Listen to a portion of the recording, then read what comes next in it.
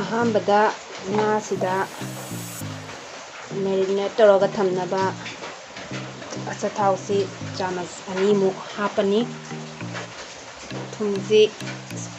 ꯆꯥꯃꯁ ꯑꯃꯒ ꯍꯥꯞꯄꯅꯤ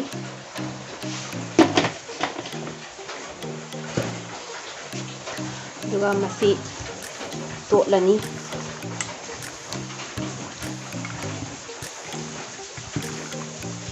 ꯑꯩꯈꯣꯏꯅ ꯃꯁꯤ ꯑꯆꯥꯊꯥꯎꯒ ꯊꯨꯝꯒ ꯇꯣꯠꯂꯤꯁꯤꯒꯤ ꯃꯔꯝꯁꯦ ꯑꯩꯈꯣꯏꯅ ꯍꯦꯟꯅ ꯉꯥꯁꯦ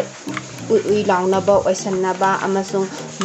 ꯉꯥꯁꯤꯒꯤ ꯃꯅꯨꯡꯁꯤꯗ ꯊꯨꯝꯁꯦ ꯐꯖꯅ ꯆꯪꯉꯒ ꯍꯦꯟꯅ ꯍꯥꯎꯅꯕꯒꯤꯗꯃꯛꯇꯅꯤꯀꯣ ꯍꯤꯡꯁꯤꯅꯤ ꯍꯤꯡꯁꯦ ꯁꯤꯒꯤ ꯇꯤꯛꯂꯤꯁꯤꯅ ꯍꯦꯟꯅ ꯃꯍꯥꯎ ꯂꯩꯕ ꯍꯦꯟꯕꯅꯤ ꯁꯤꯗꯒꯤ ꯑꯩꯅ ꯂꯧꯊꯣꯛꯑꯕ ꯁꯤ ꯑꯩꯅ ꯊꯣꯡꯖꯗꯣꯔꯤꯕ ꯉꯥꯁꯤꯒꯤ ꯆꯥꯡꯁꯤꯒꯤ ꯃꯇꯨꯡ ꯏꯟꯅ ꯑꯩꯅ ꯁꯤꯒꯤ ꯆꯥꯡꯁꯤꯃꯨꯛ ꯂꯧꯔꯦ ꯏꯁꯤꯡ ꯆꯥꯃꯁ ꯑꯁꯥꯕ ꯂꯨꯝꯕꯨ ꯁꯥꯕ ꯆꯥꯃꯁ 2 ꯂꯧꯔꯒ ꯍꯥꯏꯔꯤꯕ ꯍꯤꯡ ꯑꯁꯦ ꯇꯣꯏꯅꯕꯒꯤꯗꯃꯛꯇ ꯇꯤꯡꯉꯒ ꯊꯝꯖꯔꯦ ꯑꯩꯅ ꯍꯧꯖꯤꯛ ꯃꯊꯪꯗ ꯍꯥꯞꯆꯗꯣꯏꯁꯤꯅ ꯕꯦꯁꯟꯅꯤ ꯕꯦꯁꯟꯁꯦ ꯍꯣꯔꯦꯟ ꯔꯧ ꯊꯣꯡꯕꯁꯤꯗ ꯍꯥꯞꯇꯣꯏꯅꯤꯀꯣ ꯃꯍꯤ ꯅꯪꯁꯤꯜꯂꯒ ꯍꯦꯟꯅ ꯍꯥꯎꯅꯕꯒꯤꯗꯃꯛꯇ ꯑꯩꯅ ꯆꯥꯃꯁ 1ꯒꯤ ꯆꯥꯡꯅꯦ ꯑꯩꯅ ꯍꯧꯖꯤꯛ ꯍꯥꯞꯄꯤꯁꯦ ꯑꯗꯨꯒ ꯏꯁꯤꯡ ꯂꯨꯝꯕꯨ ꯁꯥꯕ ꯈꯔ ꯂꯧꯖꯔꯦ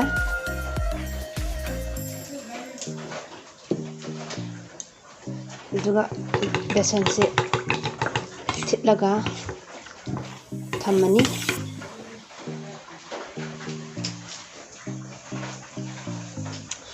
ꯆꯪꯒꯗꯕ ꯃꯆꯜꯁꯤꯡꯗꯤ ꯇꯦꯖꯄꯇꯥ ꯅꯥꯀꯨꯞꯄꯤ ꯇꯤꯜꯍꯧ ꯁꯨꯔꯕ ꯃꯔꯨ ꯃꯔꯥꯡꯅꯤ ꯑꯩꯒꯤ ꯃꯔꯨ ꯃꯔꯥꯡꯁꯤ ꯁꯤꯗ ꯌꯥꯎꯔꯤꯁꯦ ꯐꯗꯤꯒꯣꯝ ꯃꯔꯨ ꯖꯤꯔꯥ ꯃꯤꯊꯤ ꯒꯨꯜꯃꯣꯔꯤꯁ ꯂꯣꯏ ꯁꯨꯅ ꯌꯥꯎꯔꯕ ꯑꯩꯅ ꯌꯨꯝꯗ ꯁꯦꯝꯖꯕ ꯃꯔꯨ ꯃꯔꯥꯡꯅꯤ ꯑꯗꯩꯗꯤ ꯖꯤꯔꯥ ꯑꯗꯩꯗꯤ ꯁꯤꯡ ꯎꯃꯣꯔꯣꯛ ꯍꯔꯤꯕꯣꯞ ꯃꯔꯣꯏ ꯅꯄꯥꯛꯄꯤ ꯃꯔꯥ ꯑꯃꯁꯨꯡ ꯆꯅꯝꯅꯤ ꯁꯤꯅ ꯃꯣꯔꯣꯛꯁꯤꯅ ꯑꯩꯈꯣꯏꯅ ꯃꯣꯔꯣꯛ ꯑꯃ ꯌꯨꯝꯗ ꯁꯤꯖꯤꯟꯅꯕ ꯃꯣꯔꯣꯛ ꯆꯨꯝꯅ ꯑꯗꯨꯝ ꯏꯟꯖꯥꯡꯗꯒ ꯊꯥꯛꯅꯕ ꯃꯣꯔꯣꯛꯇꯨꯅꯤ ꯁꯤꯅ ꯀꯂꯔ ꯃꯣꯔꯣꯛꯇꯨꯅꯤꯀꯣ ꯀꯂꯔ ꯃꯣꯔꯣꯛꯁꯦ ꯌꯥꯎꯗ꯭ꯔꯒꯗꯤ ꯀꯂꯔꯒꯤ ꯃꯣꯔꯣꯛ ꯄꯥꯎꯗꯔꯁꯦ ꯌꯥꯎꯗ꯭ꯔꯒꯗꯤ ꯏꯟꯖꯥꯡꯁꯦ ꯃꯆꯨ ꯐꯖꯕ ꯋꯥꯠꯂꯤꯀꯣ ꯑꯗꯨꯒ ꯁꯤ ꯌꯥꯎꯕꯁꯤꯅꯁꯨ ꯍꯦꯟꯅ ꯃꯍꯥꯎ ꯂꯩꯍꯟꯕ ꯍꯦꯜꯍꯜꯂꯤ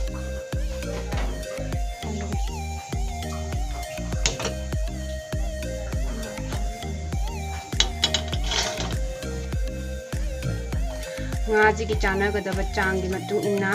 ꯑꯩ ꯑꯆꯥꯊꯥꯎꯁꯦ ꯍꯩꯖꯔꯒꯦ ꯑꯩꯒꯤ ꯉꯥꯁꯦ ꯆꯥꯎꯔꯥꯛꯅ KG 1.5ꯅꯤ ꯍꯧꯖꯤꯛ ꯊꯥꯎꯁꯦ ꯁꯥꯔꯦ ꯑꯍꯥꯟꯕꯗ ꯑꯩꯅ ꯊꯥꯗꯗꯣꯔꯤꯕꯁꯤ ꯖꯤꯔꯥꯅꯤ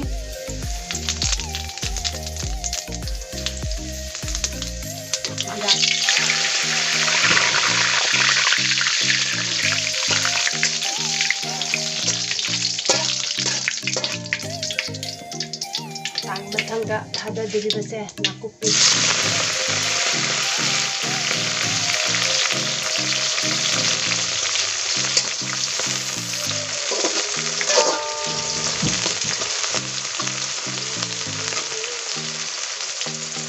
ꯃꯊꯪꯗ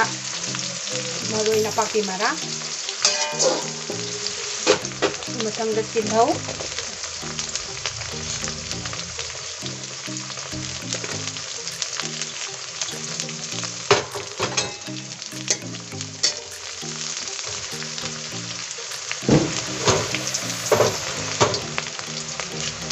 matuloy the sing.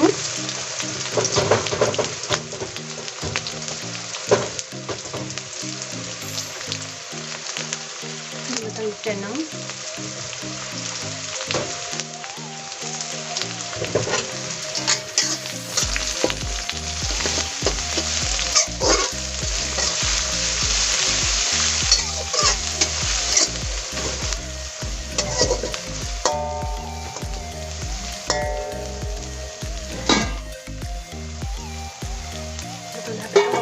Ko.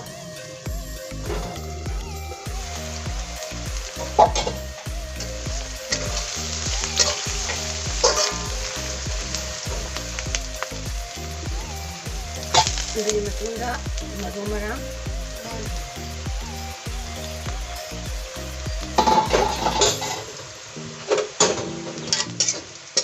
Kita pepet ni.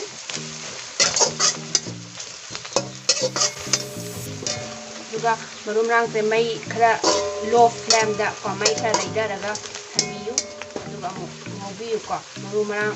ꯁꯤꯒꯤ ꯃꯔꯣꯏ ꯃꯔꯥꯡ ꯀꯩꯀꯥ ꯉꯧꯕꯁꯤꯗ ꯐꯖꯅ ꯉꯧꯍꯧꯔꯒꯗꯤ ꯉꯥ ꯊꯣꯡꯕꯁꯦ ꯍꯥꯎꯗꯣꯏꯅꯤ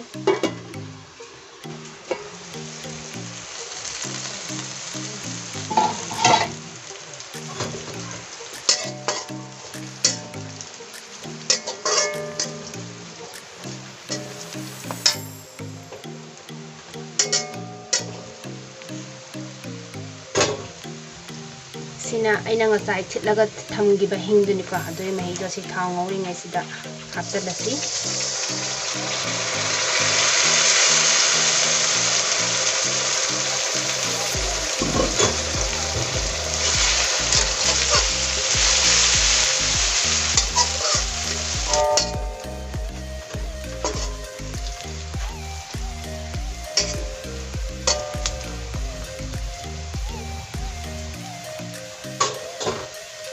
Tilosan ang dito sa naman na adai sa marinate to thanggiba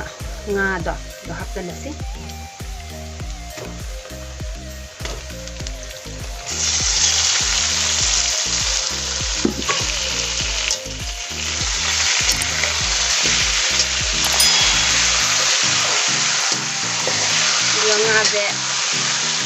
nga de phajana otlasi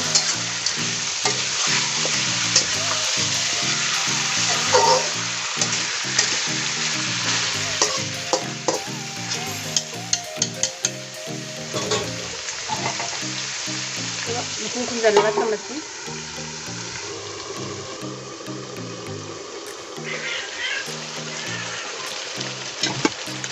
ngajigi chana bayengaga moro asuba tamas ama hapta dore moro khara satak tawragana nga thongba se hawi sina mix powder duni ko color machu moro machu haigadra ama machu phajana bagi akhina thapado sidi kemta sara ko si hapa matam dadi aduga hapet ka thandana ba tapna tawraga amu atira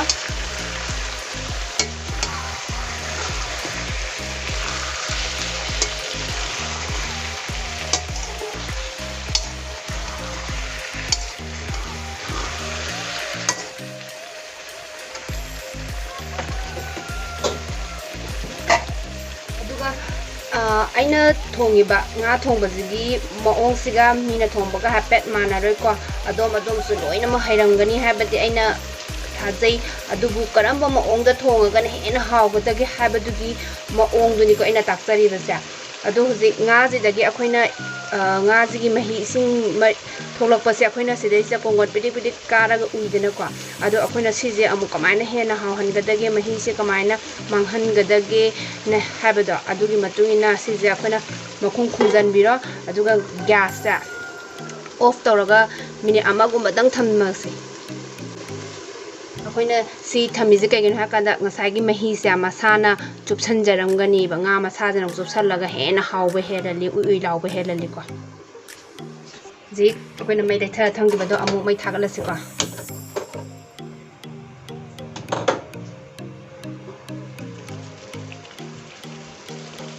ko hawre oina lairame ko huji mahi do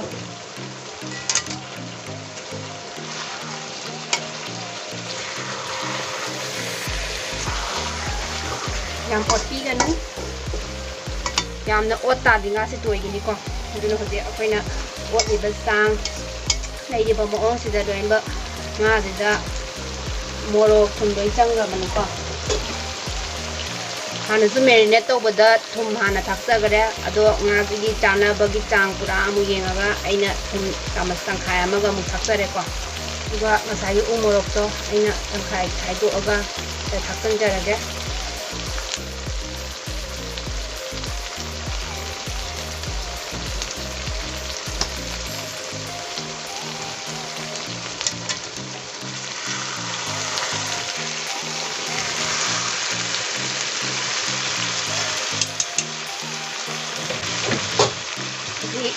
nga ji dagi tholakpa mahi do doi lore hujik lairi ba mahi si thau duni ko dui ta di sigi timing sida akoi nga ji ga chana ba yengaga machu chamas ama hapchinjarage.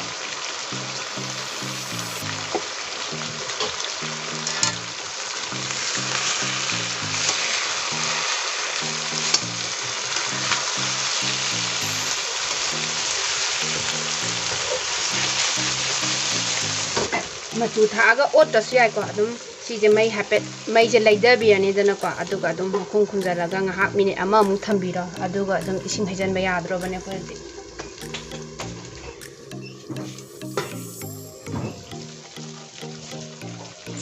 ising hajan lawrage ko se matang sida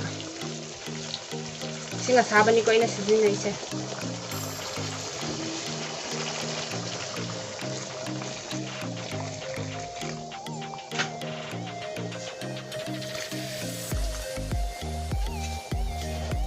Isina soidoga thamaba alu piece ani gini ko alu je hapa je hapta je apamba mina hapiyo pamda mina kaisu kaide ado akhoi gi alu je pam je hawi ko adai angang leibanina alu je to laga pizabada mo yam hauna cha adu gi damak alu je hapta bani alu je am pikna khaibi gana sumaina alu do masung nipan tana na khaibi ko pikmal la je injang hakta bani nga thong ba de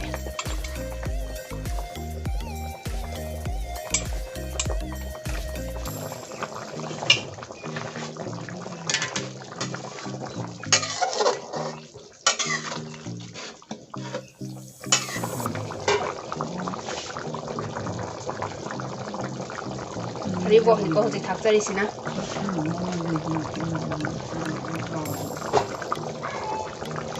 aduga amu khungkhum dalasi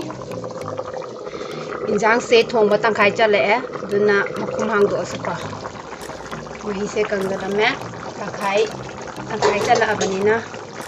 sagi alu sidu kabo mula amani thajai mule kabo ano tok jara bukum hang do thonga ji ko sidai se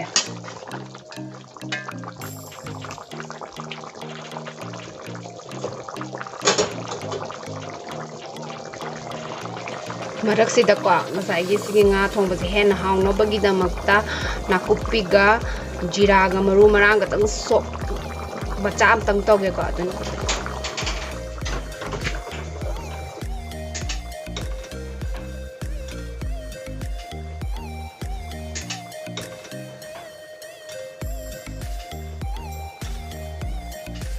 Afet thau kabok sarak ko sida sigi kaino je muro ngang ba je ho kano phau ji ko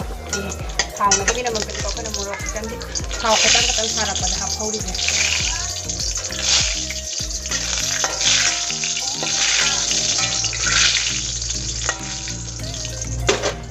jira cham tang ki chang ni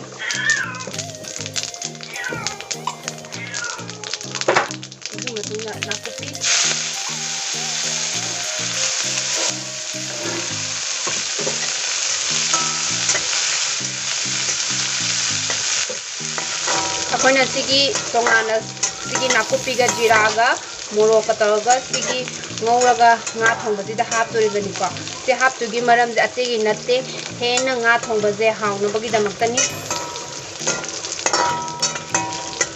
sing sidai sing gumba adaidi chanong gumba hapase hawa mahau manghali ko aduna sigi timing di sok tawba sida de only morok sina jirana nakupine si katang sok tawba ko sidai khina da ko thongi ba manumrang ba hakchal si ko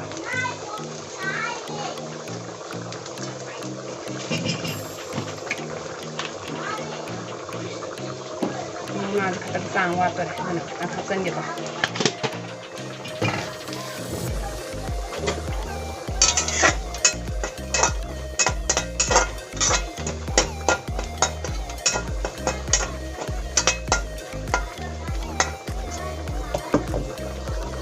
how na bagi damak ta sigi color machu se si katang ha si ko yara sida lora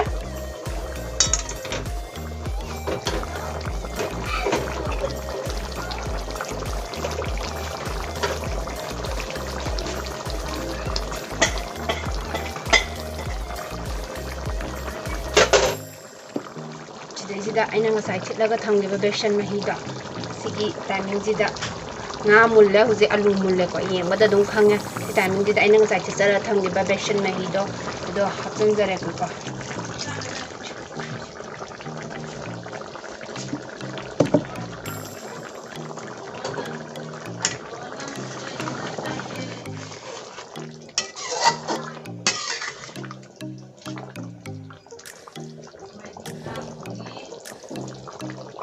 ꯑꯂꯨꯁꯦ ꯐꯖꯅ ꯃꯨꯜꯂꯦꯀꯣ ꯑꯩꯅ ꯅꯝꯒꯥꯏꯕꯗ ꯆꯪꯉꯦꯀꯣ ꯃꯣꯡ ꯀꯥꯏꯔꯦ ꯍꯧꯖꯤꯛ ꯁꯤ ꯑꯂꯨꯁꯦ ꯍꯥꯏꯐꯦꯠꯇꯪ ꯑꯃꯅꯤꯗꯪ ꯅꯝꯈꯥꯏꯒꯦꯀꯣ ꯑꯩꯅ ꯍꯧꯖꯤꯛ ꯕꯦꯁꯟ ꯍꯥꯞꯄꯤꯗꯨꯅ ꯕꯦꯁꯟ ꯍꯥꯞꯄꯒꯗꯤ ꯉꯁꯥꯏꯒꯤ ꯃꯍꯤ ꯆꯔꯥꯡ ꯇꯧꯔꯒ ꯇꯥꯔ ꯂꯩꯕꯗꯣ ꯃꯍꯤ ꯀꯩꯀꯥꯁꯦ ꯅꯞꯁꯟꯅꯅꯕꯒꯤꯗꯃꯛꯇꯅꯤ ꯑꯗꯨꯒ ꯕꯦꯁꯟ ꯍꯥꯞꯄꯅꯁꯨ ꯍꯥꯎꯕ ꯍꯦꯜꯂꯤꯀꯣ ꯃꯍꯤ ꯃꯍꯥꯎ ꯂꯩꯍꯟꯕ ꯍꯦꯜꯂꯅꯤ ꯑꯩꯈꯣꯏꯅꯉꯁꯥꯏ ꯁꯣꯛ ꯇꯧꯁꯜꯂꯒ ꯊꯝꯖꯈꯤꯕ ꯃꯔꯨ ꯀꯩꯀꯥꯗꯣ ꯁꯤꯗꯩꯗ ꯍꯥꯞꯆꯤꯟꯖꯔꯒꯦ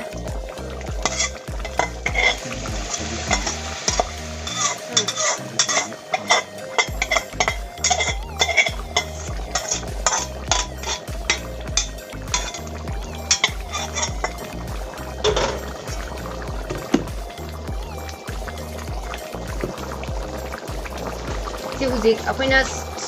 ꯁꯣꯛ ꯇꯧꯈꯤꯕ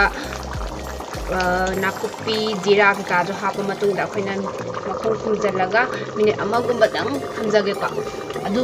ꯃꯩ ꯂꯩꯊꯕꯤꯌꯨꯀꯣ ꯃꯩ ꯂꯩꯈꯠꯄꯤꯒꯅꯨ ꯁꯤꯗꯗꯤ ꯌꯥꯝꯅ ꯑꯄꯤꯛꯄ ꯃꯩꯗ ꯂꯩꯊꯔ ꯊꯝꯕꯤꯌꯨꯀꯣ ꯍꯧꯖꯤꯛ ꯏꯟꯖꯥꯡꯁꯦ ꯂꯣꯏꯁꯤꯟꯕꯒꯤ ꯃꯇꯥꯡ ꯌꯧꯔꯛꯑꯦꯀꯣ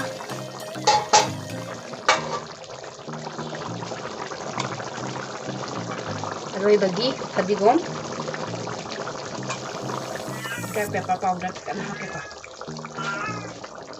ꯁꯤꯅ ꯒꯔꯝ ꯃꯁꯂꯥꯅꯤ ꯌꯥꯝꯅꯗꯤ ꯁꯤꯖꯤꯟꯅꯕꯤꯒꯅꯨ ꯉꯥ ꯊꯣꯡꯕ ꯃꯍꯥꯎ ꯃꯥꯡꯕꯅꯤ ꯌꯥꯝ ꯍꯥꯞꯆꯜꯂꯁꯨ ꯍꯧꯖꯤꯛ ꯂꯣꯏꯔꯦ ꯑꯗꯨꯅ ꯃꯈꯨꯝ ꯈꯨꯝꯖꯤꯜꯂꯒꯦ ꯃꯅꯝꯈꯩꯁꯦ ꯂꯧꯁꯤꯟꯅꯕ ꯑꯗꯨꯒ ꯃꯩ ꯃꯨꯊꯠꯂꯒꯦꯀꯣ ꯋꯥꯎ ꯌꯥꯝ ꯐꯖꯔꯦ ꯈꯤꯇꯪ ꯑꯣꯠꯂꯒꯦꯀꯣ ꯉꯁꯥꯏꯒꯤ ꯀꯩꯅꯣ ꯀꯩꯀꯥ ꯃꯌꯥꯝꯁꯦ ꯐꯗꯤꯒꯣꯝ ꯀꯩꯀꯥ ꯃꯌꯥꯝꯁꯦ ꯂꯣꯏꯅꯃꯛ ꯆꯨꯁꯟꯅꯅꯕꯀꯣ ꯍꯥꯎꯔꯅꯤꯌꯦ